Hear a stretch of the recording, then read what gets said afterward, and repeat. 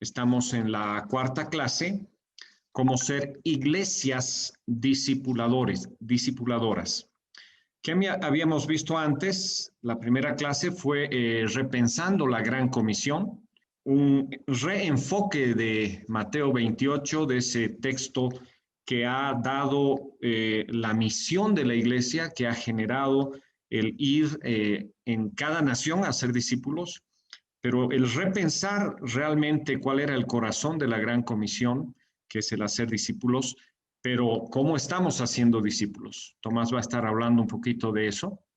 La segunda clase ha sido sobre ser buenos discípulos y empezar en nosotros como ser discípulos. La tercera clase, cómo ser discipuladores saludables.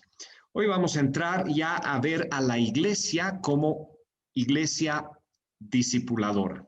Vamos a tomar como base el pasaje de Hechos, como uno de los pasajes base de esta noche, Hechos capítulo 2, 42 al 47, que ustedes muy bien conocen, que nos muestra algunas características de la iglesia primitiva, la primera iglesia del libro de los Hechos, que nos muestran hasta qué punto nos hemos alejado del diseño, de la forma, del modelo que el Señor Jesús estableció, el modelo relacional que Jesús estableció en la iglesia. Dice el verso 42, y perseveraban en la doctrina de los apóstoles, en la comunión unos con otros, en el partimiento del pan y en las oraciones. Y perseverando unánimes cada día en el templo y partiendo el pan en las casas, comían juntos con alegría y sencillez de corazón, alabando a Dios y teniendo favor con todo el pueblo. Y el Señor añadía cada día a la iglesia los que habían de ser salvos, o como dice una mejor traducción, los que iban siendo salvos. Tome en cuenta las palabras que están resaltadas. Ahí está la palabra doctrina, vamos a hablar un poquito más adelante sobre eso. El partimiento del pan, la comunión, las oraciones, la reunión en el templo, en las casas, el que comían juntos. Estas palabras clave nos van a ayudar a identificar en qué nos hemos alejado realmente de ese modelo bíblico original. En el versículo 42 resaltamos, perseveraban en la doctrina de los apóstoles, en la comunión unos con otros, en el partimiento del pan y en las oraciones. Doctrina, ¿qué es doctrina? Esto realmente me gustaría que puedas recibirlo en tu corazón, porque nos hemos hecho grandes enredos llevando el concepto de doctrina solamente al cuerpo de doctrinas que enseñamos, solamente a la palabra escrita. Pero la doctrina, en el contexto bíblico del Nuevo Testamento, es en realidad vivir como Dios quiere. Es la práctica del discipulado, es la práctica de la vida cristiana, la sana doctrina. Por ejemplo, en Tito 1:1 dice, Pablo, siervo de Dios y apóstol de Jesucristo, conforme a la fe de los escogidos de Dios y el conocimiento de la verdad que es según la piedad. Ese es el concepto básico de todo el libro de Tito. El libro de Tito se enfoca en dos aspectos, la sana doctrina y las buenas obras, y ambos están plenamente integrados. No está la sana doctrina por un lado, ese cuerpo de doctrinas que hemos creído, el credo, no. Eso está íntimamente relacionado con las buenas obras, y las buenas obras no es lo que hemos pensado que es buena obra, sino es la conducta, es la vida del discípulo. Entonces, la sana doctrina es sana no solo porque está basada fielmente en la palabra de Dios, sino que es sana porque genera frutos en la vida de las personas, en las buenas obras. Y eso está contenido en el versículo 1 de Tito, capítulo 1, que dice que el conocimiento de la verdad, lo que conocemos, es según la piedad. Y cuando entra al capítulo 2 de Tito, verso 1 dice, pero tú habla lo que está de acuerdo con la sana doctrina. E inmediatamente después de decir eso, del verso 2 hacia abajo, habla ampliamente de la conducta, cómo debe ser la conducta de los varones, de las mujeres, de los jóvenes, de las personas mayores. Entra directamente a la conducta. Y en el capítulo 2, verso 10, dice, no defraudando, sino mostrándose fieles en todo, para que en todo adornen la doctrina de Dios nuestro Salvador. ¿Qué es adornar la doctrina? Realmente es darle brillo a la doctrina, la verdad de Dios en el contexto de la piedad. ¿Qué es la piedad? Es la inclinación hacia el bien. Con mi conducta, con mis pensamientos, con mis acciones, tengo una inclinación hacia las cosas de Dios, hacia el bien. Entonces, la verdad que tenemos no es teórica, la verdad que hemos recibido es una verdad que se vive en la vida diaria. Por eso, la sana doctrina se refleja en las buenas obras. Es importante que entendamos este concepto más amplio de doctrina porque en realidad necesitamos vivir esa palabra. Como dice aquí al final de la diapositiva, el ser discípulos como una forma de vida.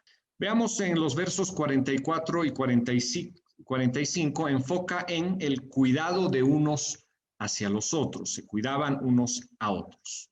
Nuestras necesidades son la puerta para nuestros relacionamientos. Dios nos ha creado así, Dios nos ha hecho seres relacionales. Habíamos hablado antes de esa horizontalidad de nuestra vida y la verticalidad, es decir, en lo vertical nos relacionamos con Dios y podemos estar excelentemente relacionados con Dios y aún así ser solitarios si no desarrollamos relaciones significativas de crecimiento como es el discipulado. ¿Y qué es lo que genera relacionamientos, lo que profundiza nuestros relacionamientos? Son nuestras necesidades. Y así como Dios ha puesto dones, capacidades, habilidades en cada uno de nosotros, ha puesto también grandes necesidades, grandes óbices en nuestra vida. A unos nos ha hecho miopes en algunas cosas, a otros de otra forma. O sea, si encontráramos uno de ustedes o uno de nosotros que tuviéramos todas las habilidades y las capacidades y no necesitaríamos de los demás, wow, eso no estaría dentro del diseño de Dios. Por eso, nuestras flaquezas, nuestras necesidades nos ayudan a relacionarnos con otros. Lo mismo sucede en el matrimonio. Dios ha puesto ciertas cosas en el varón y ciertas cosas en la mujer y esas se complementan. No necesitamos ser como la mujer o la mujer ser como el varón. Dios nos ha dado ciertas cosas para aportar a una relación significativa. En Hechos 2:46 dice, perseveraban unánimes cada día en el templo, partiendo el pan en las casas, comían juntos, con alegría y sencillez de corazón. En el verso 42 ya vimos la palabra perseveraban. Perseverar es una de las palabras clave en el discipulado. Cada día habla de estilo de vida. Mi vida cristiana como discípulo a veces se ha fragmentado a martes, jueves y domingo. Martes oración, jueves estudio, domingo culto. No tenemos esa cultura de discípulo o de discipulado. Entonces, como estilo de vida, cada día estaban juntos en el templo y en realidad era en el patio del templo al aire libre. Tampoco estaba relacionado con el aspecto físico del templo como templo, sino más bien con un lugar de encuentro, porque el templo fue por mucho tiempo un lugar del templo, de encuentro, y para ellos fue un lugar de encuentro en ese momento. Y eso nos muestra que la iglesia no debe ser templocentrista, como habíamos visto en el módulo de iglesia saludable. En las casas, por supuesto, en grupos pequeños, en discipulado, con alegría y sencillez de corazón.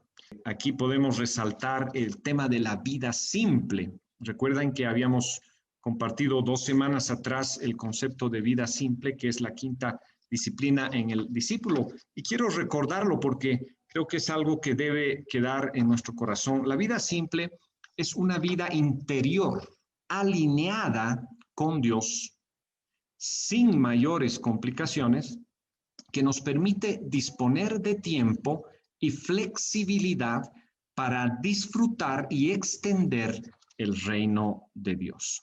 Quiero que grabes estas palabras, especialmente las palabras clave: vida interior alineada con Dios, que no se complica en los asuntos de esta vida, solo lo necesario, que le permite tener esa flexibilidad. ¿Para qué? No para no hacer nada, sino esa flexibilidad para disfrutar el reino de Dios. No todos tienen esa bendición de disfrutar el reino de Dios y extender el reino de Dios. Estamos tan apurados en esta avenida tan rápida de este mundo, de este tiempo, de esta generación, que hemos olvidado el disfrutar y el extender el reino de Dios. Ese es el concepto, entonces, básico de vida simple, que surge en Hechos cuando dice que los discípulos tenían alegría y sencillez de corazón. El verso 47, creciendo y multiplicando discípulos, no apenas añadiendo miembros. En el Hechos 6:1 dice como crecía el número de discípulos. En otra versión se traduce como se multiplicaba.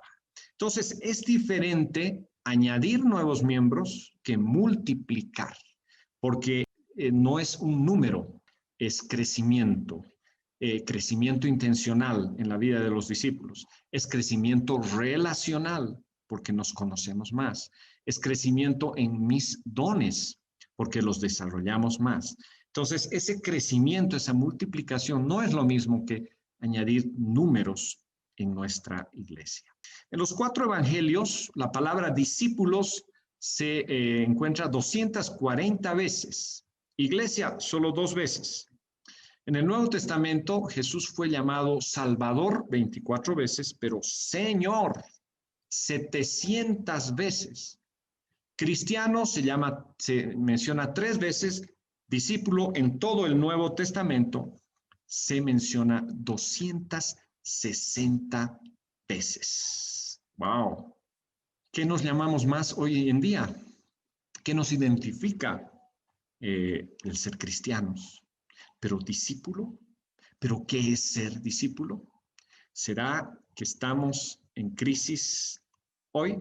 Y antes de entrar a un pasaje muy importante que es Efesios 4, y vamos a despejar varias dudas esta noche sobre Efesios 4 y qué tiene que ver esto con el ser iglesias discipuladoras, quiero dar la palabra a Tomás, que nos comparta el tema de los 3 tipos de iglesias, para que ya podamos ir pensando en qué iglesia estamos o qué iglesia somos. Y esto también fue parte de la autoevaluación de las tareas que teníamos que hacer. Adelante, Tomás. Gracias, Pastor Munir. Seguramente muchos estamos acostumbrados y hemos previsto para este 2020 ya una organización, nuestros líderes asignados, y teníamos diagramadas ya las áreas en las cuales queríamos crecer. Hace varios años, en uno de los eventos del CONEC, el hermano expositor Napoleón Ardaya decía, y en su tema justamente hablaba de salir de las áreas de confort. Él decía, voy a patear un poquito su mesa de ajedrez, esa mesa donde ya está nuestra estrategia planeada y nuestras fichas asignadas para poder vencer en esa partida. Entonces, yo quiero hacer lo mismo en la línea de lo que estamos hablando de iglesias que van a ser discípulos en el contexto de una iglesia saludable. Y hay 3 tipos de iglesias. La pregunta cardinal en todo esto es, ¿cuál de ellas es la tuya? Es la iglesia del Señor, pero usted, sea pastor, sea líder, está a cargo de una parte de la iglesia. Recordábamos que en la reflexión, en repensar la Gran Comisión, veíamos si estamos haciendo discípulos como una pregunta genérica. Si es así, una siguiente pregunta era, ¿qué tipo de discípulos Dios nos llama a reproducir? Y más profundamente y más importante era qué tipo de discípulos somos nosotros. Entonces, esa secuencia concomitante a lo que estamos hablando el día de hoy mueve un poquito la previsión que usted ha tomado, más aún con la pandemia y todo lo que ha movido esta crisis. Y esto que le estamos transmitiendo de parte de Dios, esperemos le ayude a usted para modelar una estrategia más fina, apegada a la palabra, pero desafiando a que usted pueda innovar y pueda cambiar de perspectiva la forma de hacer ministerio hasta ese tiempo. Entonces, hay tres tipos de iglesias con respecto al discipulado. Edmund Chan distingue entre aquellos que entienden el discipulado solo de manera conceptual, una definición, incluso tiene un marco bíblico muy amplio, pero es un concepto que es elevado, pero de ninguna manera desarrollado. Hay iglesias que la entienden como un énfasis y tienen un ministerio de discipulado, tienen un líder a cargo y tienen gente que ha trabajado una pequeña planificación para desarrollarlo en la iglesia, pero no llega a la profundidad que eleva el mandato de hacer discípulos que Jesús hace en la Gran Comisión. Entonces tenemos al tercer tipo de iglesia, que es aquella que entiende el discipulado como algo central, como algo cardinal, ineludible e impostergable para ser una iglesia saludable. Ahora, al igual que veíamos que un discípulo debe desarrollarse de manera efectiva en la palabra, en la comunión, en la oración y en la adoración, en el testimonio, en la vida simple y en una relación con un discipulador o mentor, una iglesia con una cultura de discipulado revela el discipulado en 8 formas. O sea, estos 3 enfoques de ver el discipulado, una iglesia lo va a desarrollar en su propósito, en la forma en que hace el evangelismo, en las estrategias que utiliza para el crecimiento en sus miembros y el crecimiento integral de toda la obra, en su liderazgo en primera línea, en la visión que tiene como iglesia local, en los vehículos o los canales que se tornan para que la visión se haga una realidad, en sus grupos pequeños y finalmente en la multiplicación espiritual. Estamos hablando de discipulado y ese es el pico, ese es el nivel que queremos llegar a tener. Muchas iglesias quieren abrir nuevas congregaciones y si abrimos nuevas congregaciones sin mandar a discípulos, seguramente vamos a tener muchos problemas en asentar, en consolidar esas nuevas obras. Entonces, vamos a hacer esta matriz que desarrolla cada una de las áreas que hemos hablado de una iglesia para desarrollar el discipulado. Por ejemplo, el propósito en una iglesia que tiene el discipulado como concepto, se mantiene esto a manera de definición. En una iglesia que lo tiene como énfasis, el propósito es comprometido, ¿sí? Hay buenas intenciones y hay planes, pero en una iglesia que forma parte central de su vida, el discipulado en el propósito es central, es estructurado, es armonioso con toda la dinámica y la estructura de la iglesia local. ¿Cómo es el evangelismo en una iglesia que tiene como concepto el discipulado? Hay un enfoque en responder a las necesidades de la iglesia, pero hay poca fuerza para afuera. Seguimos creciendo adentro, evangelizándonos a veces dentro de la iglesia, pero no está saliendo afuera. Cuando hay un énfasis en el discipulado, las personas son intencionalmente ganadas por Cristo. Sí hay campañas, hay eventos de puerta a puerta y hay un ministerio organizado con estrategias también innovadoras, pero cuando una iglesia tiene el discipulado como una acción central, el evangelismo es intencional, pero hay un seguimiento concienzudo para ser practicado. No solamente se ocupa de reclutar, de captar, sino de consolidar. Y hay muchas iglesias y denominaciones que han desarrollado procesos excelentes para hacer este fin. Una iglesia que desarrolla sus estrategias de crecimiento, cuando el discipulado es solamente un concepto, son estrategias sueltas, incluso podríamos decir hasta improvisadas. Cuando el discipulado tiene un contexto de énfasis, la estrategia para el crecimiento es ya más definida. pero cuando una iglesia lo toma el discipulado como algo central, las personas son transformadas a través de estrategias de crecimiento intencionales. El liderazgo en una iglesia con el discipulado como concepto, hay un acuerdo, hay una amistad, pero está alineada a roles, a funciones que muy rara vez denotan compromisos saludables y generadores de la esencia misma de crecimiento comprometido y saludable en una iglesia local. Cuando el concepto es un énfasis, o mejor dicho, el discipulado es un énfasis, el liderazgo tiene un compromiso más profundo. Ya estamos hablando de una visión común, pero cuando el discipulado es una consigna central, hay una resonancia del liderazgo. Viven el discipulado en sus vidas y ellos son conscientes de que deben discipular a otros y ellos son discipulados por otra persona. Por eso hacemos mucho énfasis de que pastor y líder deben ser discipuladores y también tienen que ser discípulos. La visión en una iglesia que tiene el discipulado como concepto basa en que no tiene claridad para su desarrollo. Una iglesia que lo toma como énfasis, la visión de hacer discípulos es articulada siempre, pero en el pico más alto de la idealidad de una iglesia saludable, la visión de hacer discípulos es regularmente articulada, pero es claramente vivenciada.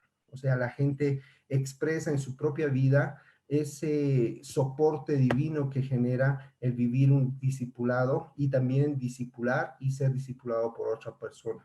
Los canales concretizadores en una iglesia que tiene el discipulado como concepto son débiles, sueltos para facilitar la visión. En una iglesia que tiene el discipulado como énfasis, hay algunos vehículos o canales para facilitar la visión. Y en una iglesia que tiene el discipulado como intención central, los vehículos son bien coordinados para ser discípulos. Está estratégicamente firme, consolidada. Finalmente, una iglesia en sus grupos pequeños, cuando tiene el discipulado como concepto, los grupos pequeños tienen otras prioridades. A veces se desvinculan del propósito por el cual se han reunido, pero cuando hay un énfasis, los grupos pequeños tienen algún énfasis en hacer discípulos, quieren crecer, quieren invitar a nuevas personas, pero cuando una iglesia tiene esto como acción central, los grupos pequeños intencionalmente hacen discípulos, son enviados, son comprometidos y siempre están generando nuevos grupos y toda la iglesia está involucrada en grupos pequeños. La multiplicación. En una iglesia que tiene el discipulado como concepto, el enfoque en adicionar nuevas personas está dado. Siempre queremos tener más miembros porque eso tiene otros efectos convergentes. Pero en una iglesia que tiene el discipulado como énfasis, hay una multiplicación para la siguiente generación. Siempre se habla del discipulado a los niños y hasta a los jóvenes, hay escuelas de líderes y demás, pero en una iglesia que tiene el enfoque del discipulado como algo central, la multiplicación va para más generaciones, para el tiempo de la iglesia en largo plazo. Y finalmente, los grupos pequeños, en una iglesia que tiene el discipulado como concepto, los grupos pequeños tienen otras prioridades, muchas veces se desmarcan de la visión incluso de la iglesia local. En una iglesia que tiene como énfasis el discipulado, los grupos pequeños tienen algún énfasis en hacer discípulos. Y en aquella iglesia que tiene el discipulado como algo central, los grupos pequeños intencionalmente hacen discípulos. Entonces, esta matriz nos ayuda a entender las realidades de las iglesias en función a estas dimensiones que una iglesia saludable puede optar para desarrollar discípulos también saludables. Siempre hablamos de iglesias que tratan de denotar alguna innovación y alguna expresión de desarrollo en su comunidad. Y hay muy pocas veces, pero esas veces son muy determinantes cuando en la palabra de Dios encontramos lamento sobre aquellas cosas que no se hacen conforme a lo que Dios ha mandado hacer. Entonces, acá David Corgen nos sugiere reflexionar sobre las iglesias que conocen el discipulado solo como algo para los nuevos conversos. También reflexionar sobre las iglesias que tienen la apariencia de entender el discipulado porque usan ciertas palabras o tienen un ministerio o tienen un líder y hay expresiones de de bendición y se manejan algunas herramientas incluso, pero no tienen el poder del discipulado. No nos olvidemos que Jesús antes de mandar dijo, toda potestad me es dada en el cielo y en la tierra. Entonces, con ese en 12 ha enviado a sus discípulos y definitivamente en esta noche queremos animarles a cambiar. En todo el tiempo que hemos recorrido como iglesia, seguramente han podido ver un sinnúmero de características y de cualidades. Hay iglesias que tienen un énfasis en crecer, en edificar su infraestructura y no tienen un ministerio de evangelismo, por ejemplo. Hay iglesias que tienen un excelente equipo de alabanza, pero no hay un área específica para el discipulado, para el entrenamiento a los jóvenes o demás. Entonces, estas áreas que hemos compartido esta noche les animamos a que ustedes consideren para poder hacer una autoevaluación y en esa línea poder cambiar las cosas que necesitan ser ajustadas. Gracias, Tomás. Vemos entonces que aquí no estamos presentando tres modelos de iglesia. Entendemos entonces que el discipulado no es un énfasis. La esencia de la iglesia es hacer discípulos en todas las naciones. Entonces no es un énfasis. Si estamos en el segundo tipo de iglesia, que tiene su programa de discipulado y alguien por ahí genera el discipulado, no somos una iglesia que hace discípulos. ¿Dónde comienza? En nosotros, en el equipo pastoral, en el equipo estratégico, comienza él a hacer discípulos. Y ese modelo se va desarrollando en toda la iglesia. 1 minuto para cada uno pensar y escribir su iglesia, la que usted pastorea o de la que usted es líder, ¿cuál de los tres aspectos tiene? ¿Tiene el discipulado como concepto, como un programa o énfasis, o es una iglesia discipuladora? Muy bien, vamos a entrar a un segundo texto bíblico, vamos a llamar fundacional respecto a los principios del discipulado, y está en Efesios 4, 11 al 16, que ustedes conocen. Él constituyó apóstoles, pastores, profetas, evangelistas, pastores y maestros a fin de perfeccionar, equipar a los santos para la obra del ministerio hasta que todos lleguemos, y ahí están las metas del discipulado. Es interesante ver que de nosotros los pastores va a otro grupo que aquí los llama los santos, y los santos hacen la obra del ministerio. Verso 14, para que no seamos ya niños fluctuantes, llevados por los vientos de doctrina, la estrategia de hombres que para engañar emplean con astucia las artimañas del error, sino que siguiendo la verdad en amor, crezcamos en todo. Ay, ay, ay. Yo diría, ¿cómo es posible ese crecimiento en todo? O como decía en el versículo 13, hasta que todos lleguemos.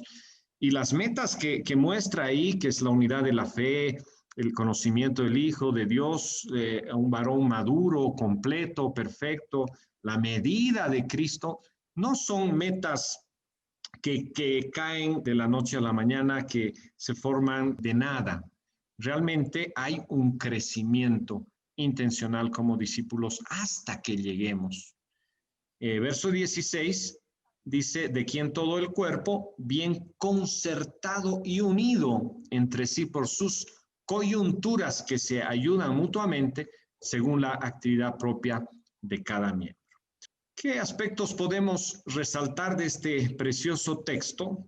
Bueno, este es nuestro modelo de intervención, es lo que Bright Hope respira cada día, es lo que Bright Hope enseña, es lo que Bright Hope trabaja en sus proyectos, anima a sus iglesias a ser pastores saludables. Pastor saludable es pastor acompañado, pastor saludable es el que rinde cuentas, pastor saludable es el que no anda solo, pastor saludable es el que es acompañado intencionalmente, su vida es acompañada.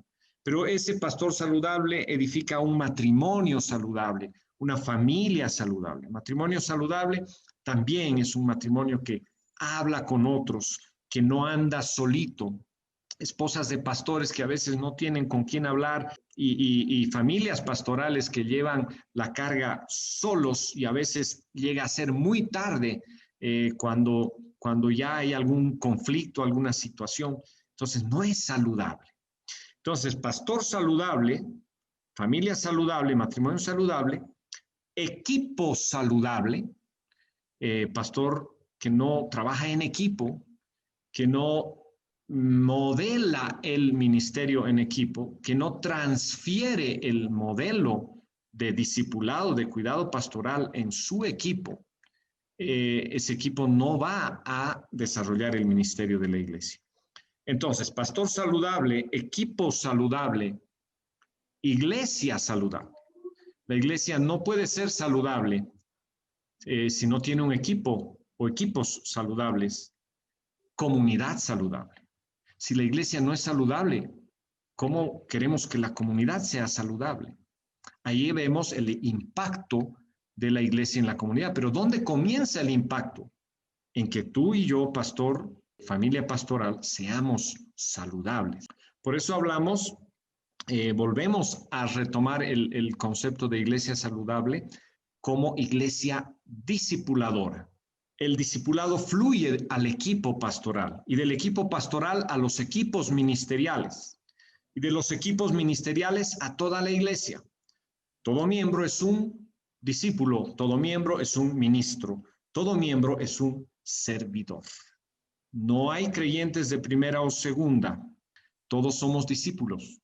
Los que tenemos dones que Dios nos ha dado como pastores, evangelistas, nos ha dado para justamente equipar, perfeccionar a los santos, para que ellos equipen, perfeccionen a la iglesia.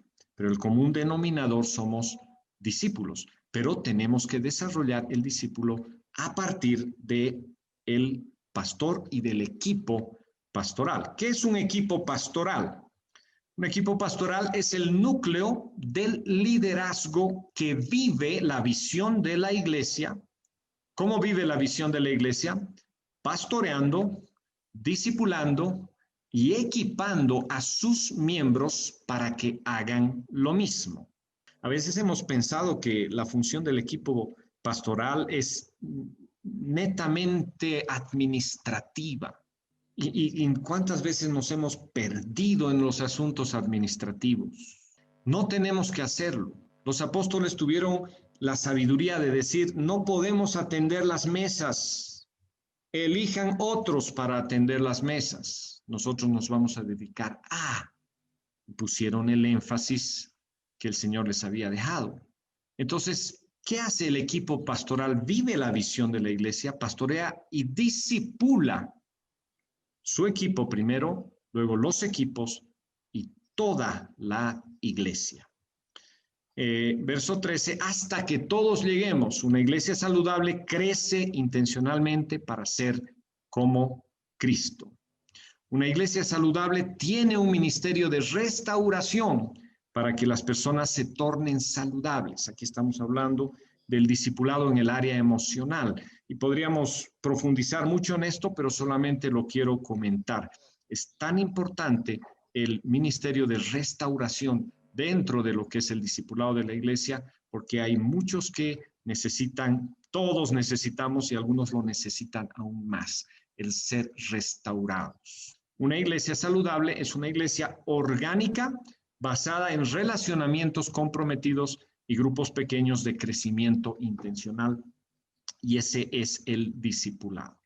Entonces, lo que queremos es no tener un programa, sino tener una cultura de discipulado. Y una cultura de discipulado se puede ver en estos aspectos, una iglesia no discipuladora y una iglesia discipuladora. Esto nos ayuda a profundizar un poquito en nuestra autoevaluación. En cuanto al estudio bíblico, una iglesia no discipuladora no aplica, no hay aplicación real, queda en generalidades. Una iglesia discipuladora separa tiempo significativo para la aplicación. ¿Cuántos años hemos enseñado? ¿Cuántos años hemos predicado?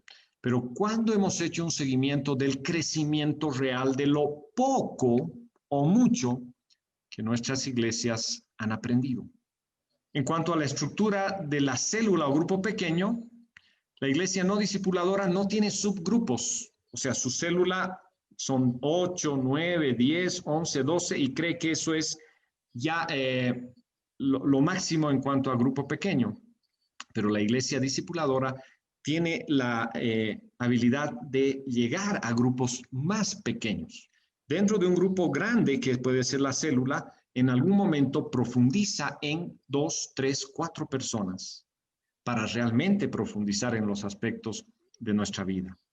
En cuanto a la formación de líderes, los líderes no forman líderes intencionalmente o tienen mucha dificultad.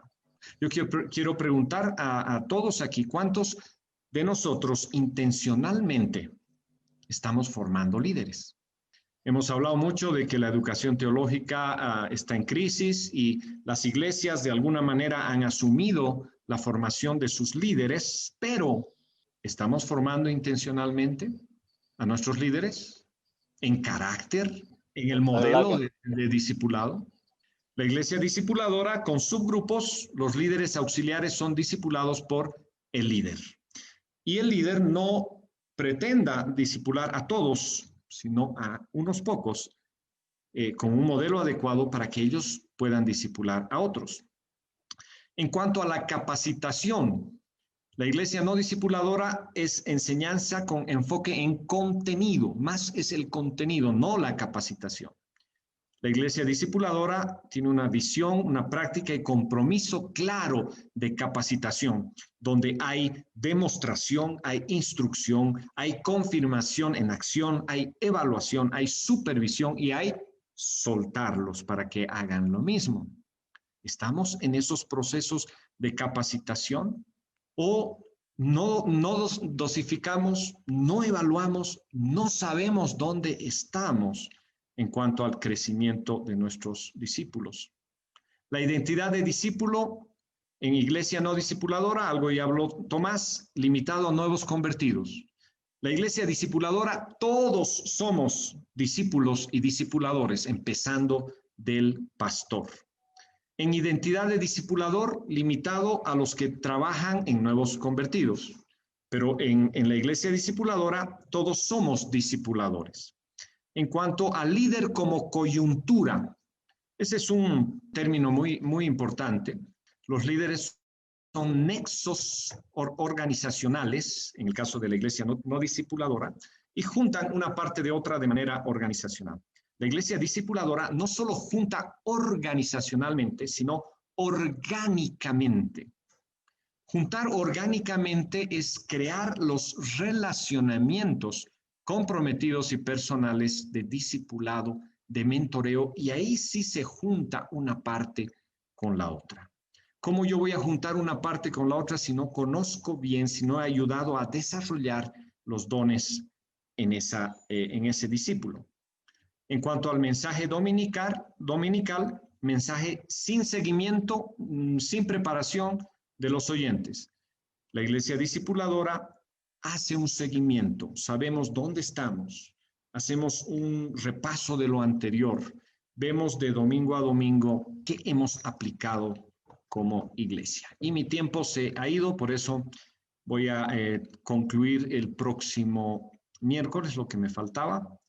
Así que gracias, mis amados. Entonces vamos con las preguntas, ¿no? Pastor, aquí en el chat hay una pregunta, dos preguntas ya.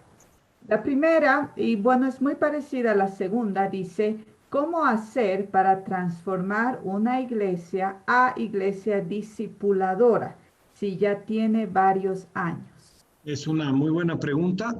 Lo primero que tenemos que hacer es nosotros ser buenos discípulos, nosotros los pastores, los principales. Nosotros estamos comenzando un microgrupo de discipulado de pastores de 4 personas, 2 grupos de 4, y vamos a comenzar a caminar juntos en este modelo de microgrupo de discipulado.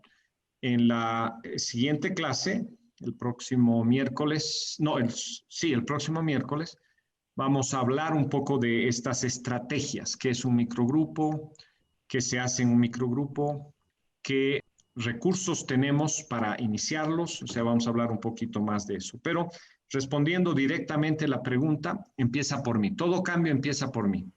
Y si quiero que ese cambio vaya a toda la iglesia, empieza por mí el pastor. Si no soy el pastor de la iglesia, entonces debo orar y hablar con mi pastor y realmente entender qué es ser un buen discípulo.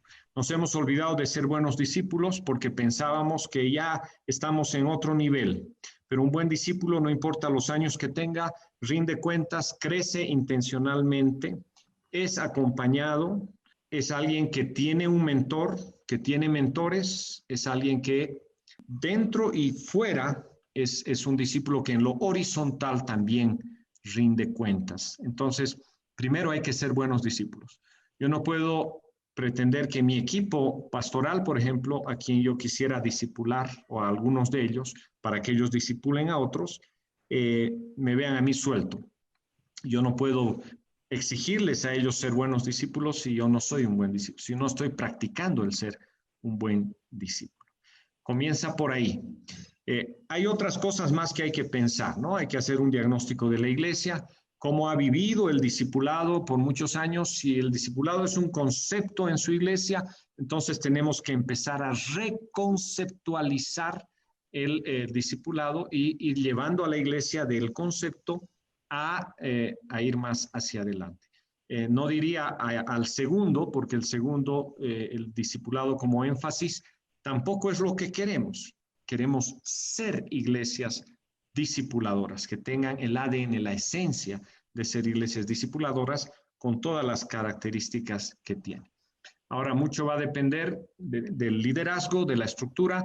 No vamos a entrar cambiándolo todo, pero con cosas pequeñas, con una semilla pequeña y una buena estrategia hacia adelante, discipulando primero personas multiplicadoras, en un tiempo vamos a llegar a desarrollar el discipulado en nuestras iglesias. Gracias, pastor. Tenemos otras preguntas más, dos en uno. ¿Qué hacer si el pastor no discipula? El pastor que no discipula no va a enseñar un modelo de discipulado, y si no discipula seguramente no es un discípulo, no tiene mentores, no tiene un grupo de acompañamiento de su vida. Entonces, me estoy imaginando que ese pastor tiene alguien que hace el discipulado o un programa de discipulado y no le da la fuerza al discipulado. La otra cosa que me voy a imaginar en el que hace esta pregunta es que hay iglesias que son pastorcéntricas, ¿no? Donde el pastor es todo. Y si el pastor que es todo no discipula, entonces la iglesia es el techo de crecimiento del pastor. Eso a mí me golpeó mucho cuando lo entendí, que lo que yo soy, lo que yo hago, lo que yo enseño, lo que yo vivo, ese es el techo de crecimiento de mi iglesia. No va a pretender que su iglesia crezca más de lo que usted es y de lo que usted desarrolla. Entonces, animo a que el liderazgo no sea de una sola persona, aunque generalmente en una iglesia hay una cabeza, pero ese líder en sabiduría sabe compartir el liderazgo y la autoridad con un equipo pastoral. No estamos aquí discutiendo modelos de autoridad en las iglesias, eso muchas veces depende del modelo de la denominación, pero en el principio, en la cultura de ser equipo, en la cultura de ser interdependiente con los líderes de la iglesia, tenemos que aprender en el equipo a analizar qué es lo que está pasando. Entonces puede ser que si hay 2 o 3 pastores o líderes de una iglesia, puede ser que uno toma la iniciativa, aunque el otro no, y ese puede contagiar a los otros y juntos ir avanzando hacia el ser una iglesia discipuladora. No sé si quieres aumentar, Tomás, algo o cualquiera del equipo.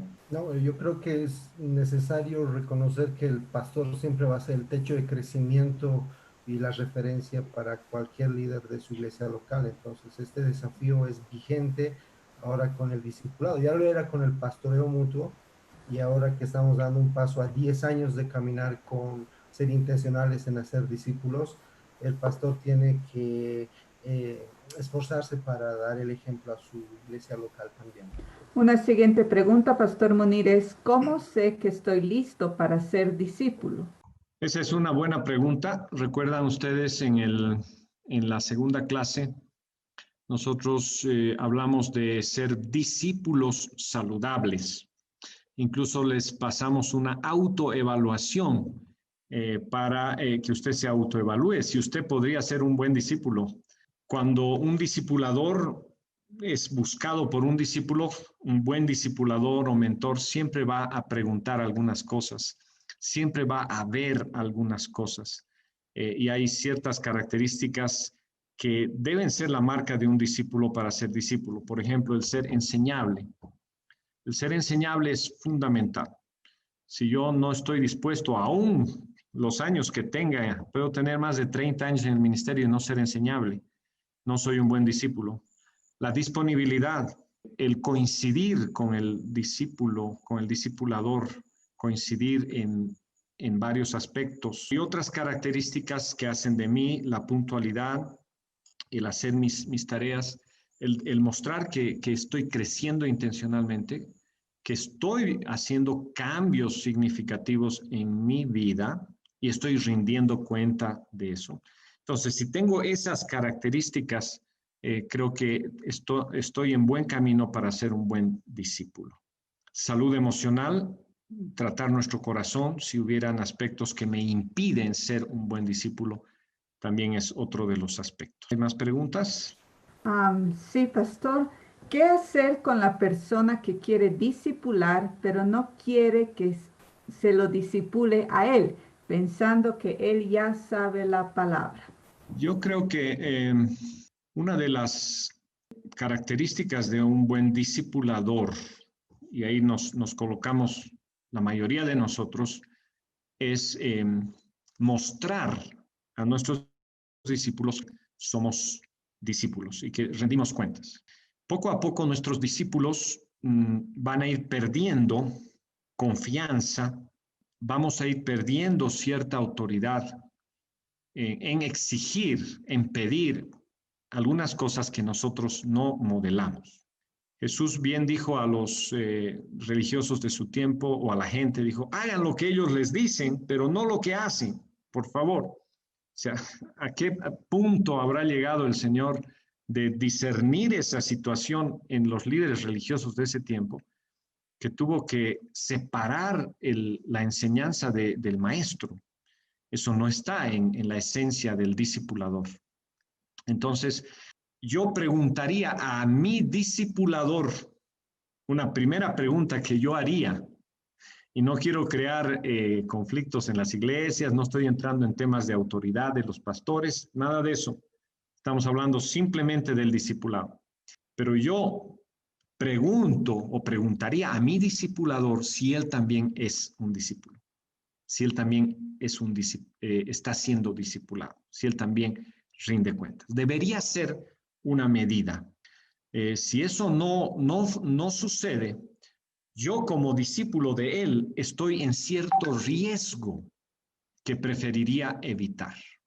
Entonces, muchas veces son las circunstancias las que hacen que un discipulador cambie, y a veces es tarde. Hay discipuladores que por años han andado solitos, sin ningún tipo de mentoreo, pero han tenido caídas muy fuertes. Y de eso tenemos tantos ejemplos de líderes que se han fundido en el ministerio, han salido del ministerio, han renegado del ministerio por el simple hecho de dar y no recibir. Exigir, pero no rendir como líderes. ¿Otras preguntas? Gracias, Pastor Munir. Sí, hay varias. ¿Cómo puedo saber si estoy formando un buen discípulo si él piensa que es mejor que yo? Otra vez volvemos a las características de un buen discípulo. Un buen discípulo es enseñable. Un buen discípulo tiene algo que no dije hace rato, reconoce el principio de autoridad. ¿Qué es reconocer el principio de autoridad? Es la sujeción, no necesariamente a la persona, que es mi discipulador, sino a la autoridad que él representa. Porque el discípulo que no tiene idea de lo que es el principio de autoridad en su vida, ese discípulo no crece, ese discípulo no es obediente, ese discípulo no rinde cuentas. Estábamos leyendo el capítulo 7 del libro Cambios Necesarios de Henry Cloud. Ese es un excelente libro, Cambios Necesarios. Y el capítulo 7 habla de los 3 tipos de personas.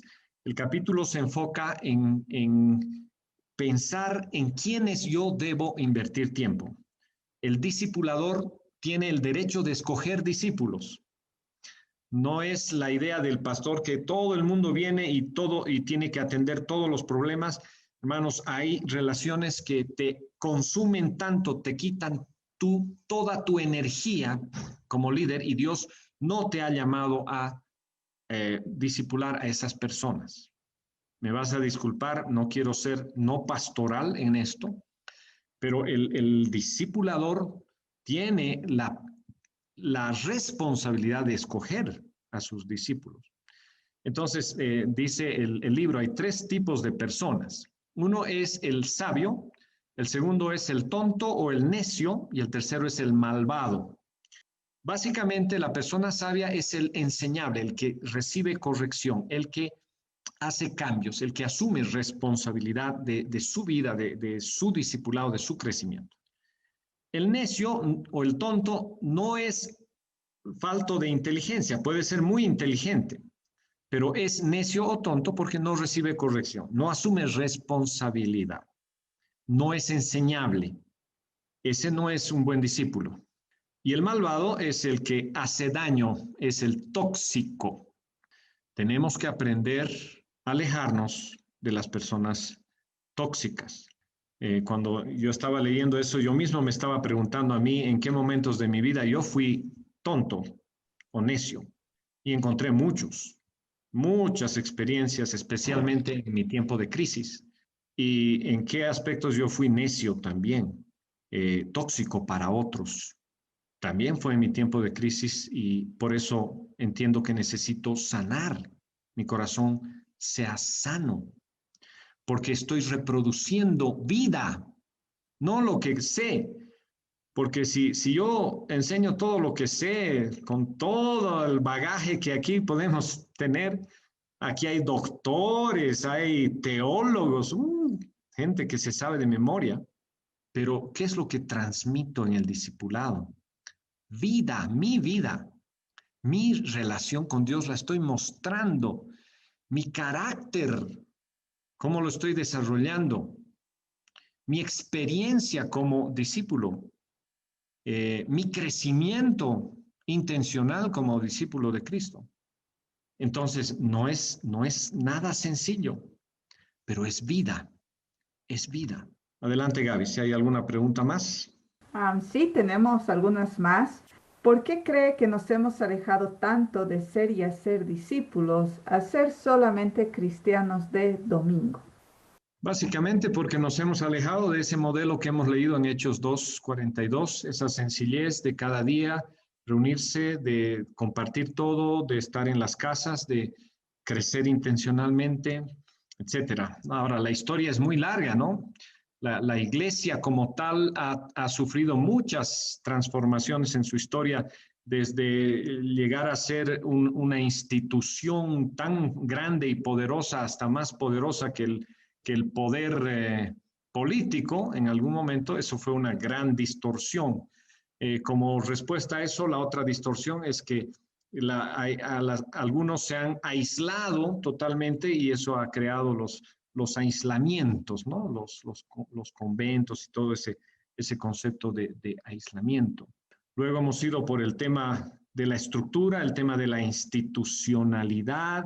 Después hemos ido detrás de los cargos, pensando que un cargo me eleva, no entendiendo que son dones, que son responsabilidades que tenemos. No tenemos cargos que nos hacen cristianos de primera y segunda, hemos dicho que el común denominador es que somos hijos y también somos discípulos, pero todo eso ha ido haciendo que nos vayamos alejando.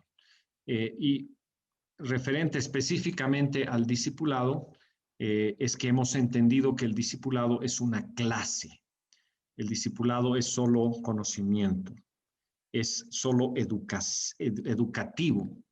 Y nos hemos alejado del concepto bíblico relacional del modelo de discipulado de Jesús, que es transferir vida, que no es solo conocer, sino ser.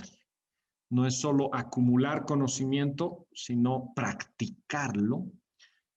Y bueno, hemos hecho muchas cosas que nos han separado de la gente, del crecimiento de la gente. Yo les he comentado en algún momento aquí que después de varios años de haber sido predicador y pastor de mi iglesia, me puse a pensar en mi alta teología, en mi alta homilética, mi alta hermenéutica en la interpretación y cuánto de eso, por lo menos en un 10%, era practicado constantemente por mis discípulos o por mi gente a la que enseñaba. ¿Será que se quedó en la mente, en la teología, en el buen momento? Porque a veces lo hemos reducido hasta al momento gratificante de la presencia de Dios o de la comunión. Pero cambios significativos que hagan de nosotros discípulos sujetos, discípulos en crecimiento, discípulos que rendimos cuentas, discípulos que discipulamos a otros. Wow, tenemos que repensar muchas cosas en este tema. Una pregunta más y luego nos mandas a nuestras salas. Bueno, relacionado con el tema del libro de cambios necesarios, ¿cómo alejarme de personas tóxicas si el mandamiento dice ama a tu prójimo como a ti mismo? El amor es lo supremo, el amor es de Dios. Tenemos que amar, tenemos que guardar siempre nuestro corazón para amar a todos, pero amar no significa dejar que otras personas nos dañen. Eso no es amar. Sacrificarse por el daño de otro no es amor. Hay un libro de Dobson que dice el amor es firme. El amor también significa dejar a alguien. El amor también significa corregir. Corregimos por amor. En realidad no corregimos por poner orden, sino por amor. El amor tiene límites. Entonces son dos conceptos muy diferentes, ¿no? Es esa idea, el idealizar el amor para todos y todo sacrificando y dando mi vida no es en realidad amor. El concepto práctico del amor son relaciones comprometidas y saludables. Voy a añadir un término más, relaciones significativas, comprometidas y saludables. Vamos a hablar de las dos últimas, relaciones comprometidas, relaciones saludables. Ese es el parámetro en toda relación. ¿Tu relación matrimonial es saludable? ¿Es comprometida? ¿Tu relación con tu equipo es saludable? ¿Es comprometida? Si falla uno de estos dos aspectos, es una relación que está yendo a pique. Entonces tengo que trabajar para que mi relación sea saludable y comprometida. Si mi relación o si mi salud emocional y mi vida y mi liderazgo muchas veces está amenazado por ese tercer tipo de persona, que es la persona que daña, tengo que ser muy sabio para alejarme. Jesús le dio la oportunidad a Judas hasta el final, ¿no? Pero Judas se separó, Judas salió y Jesús lo confrontó muy fuerte. Y eso no fue falta de amor, sino fue más bien amor. Me gustaría, antes de ir a las salas, quisiera compartir un poquito, quizás otro punto de vista que no es opuesto de ninguna manera, pero es un poco diferente. Y se basa un poco en mi propia experiencia como discípulo y también como como discipulador. En primer lugar, es una palabra de ánimo. Acabo de leer yo alguien que comparte dice, ¿qué debo hacer si yo soy el problema? Me cuesta muchísimo continuar, empecé con muchas ganas y no estoy cumpliendo, en verdad quiero cambiar. Bueno, la gente que llega a la iglesia normalmente viene con vidas quebrantadas, viene con un pasado muchas veces destruido, y ese fue mi caso.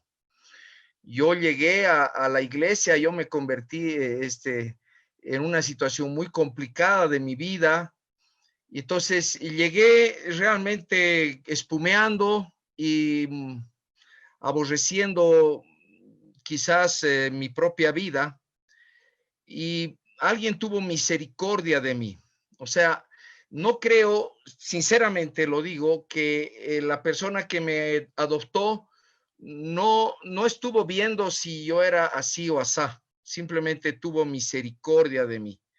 Y creo que eso es muy importante, hermanos, que no desaparezca la misericordia por el quebrantado, por el caído, por el que viene con unas vidas enredadas. Y cuando me tocó ser discipulador, también yo leí, aprendí, ¿no?, que había cierto perfil del discípulo, pero las personas muchas veces que me tocaron no cumplían tanto el perfil, pero tenían una sed de Dios, o sea, querían conocer a Dios, pero eran caracteres difíciles, eran complicados, no eran personas con las cuales una se podía llevar tranquilamente. Entonces, yo quisiera dar esa palabrita un poco de equilibrio, de que en la realidad muchas veces no nos topamos con hermanos que tienen todas las características que quisiéramos para discipular. Pero ahí están, son vidas quebrantadas, son vidas solitarias, son vidas semidestruidas, ya que han venido al Señor así arrastrándose. Y si tú eres movido a misericordia como el buen samaritano, y el Señor te lo pone en el camino, mira, tómalo a tu cargo. Y después el Espíritu Santo te irá dando las habilidades para lidiar con esos problemas de esa persona, que puede ser incluso una persona tóxica. Yo me considero tóxico.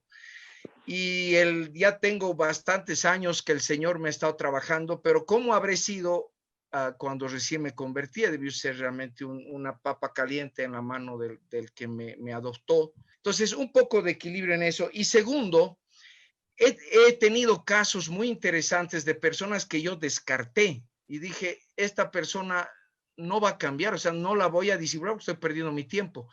Pero Dios se ocupó de hacer ciertas cosas y al tiempo era un excelente discípulo. Entonces, es posible que hoy te estés topando con personas que realmente no quieren ser discipulados, son como caballitos chúcaros y se creen muy sabios y todo eso. Déjalos en oración al trato del Señor.